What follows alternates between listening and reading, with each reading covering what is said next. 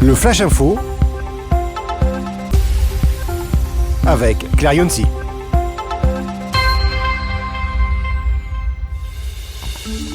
Bonjour à toutes et à tous et bienvenue dans votre Flash Info sur ANews Workwell. À la une de l'actualité, alors que les entreprises intensifient leurs efforts RSE, les fournitures et équipements de bureau restent un poste souvent sous-estimé en matière d'impact environnemental.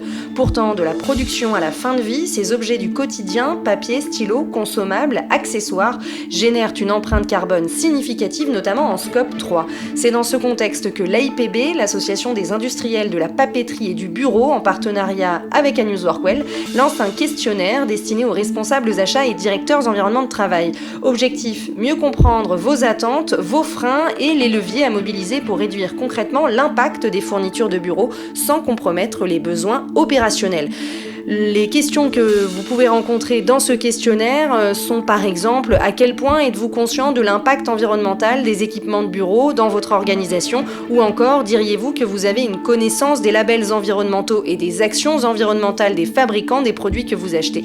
Les résultats seront partagés lors de notre événement AIPB ANews Workwell organisé le 4 décembre 2025 au Cloud Business Center et enrichi par une table ronde d'experts. Le questionnaire vous a été envoyé la semaine dernière. Pour ceux qui n'ont pas encore eu le temps d'y répondre, il était encore le temps de le faire. Votre retour est essentiel pour co-construire des solutions concrètes et adaptées.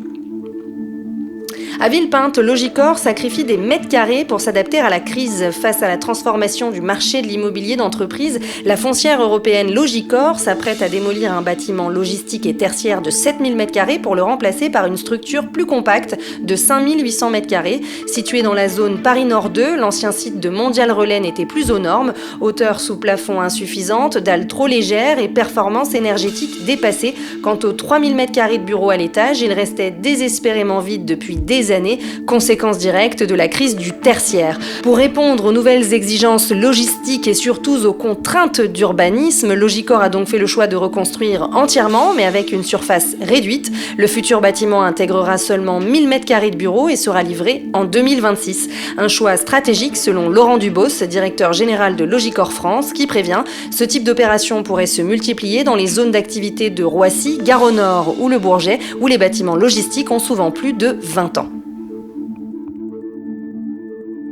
Si vous voulez rester connecté aux infos d'ANews Workwell, rendez-vous sur notre site ANews Workwell, le média d'information des nouveaux modes et lieux de travail.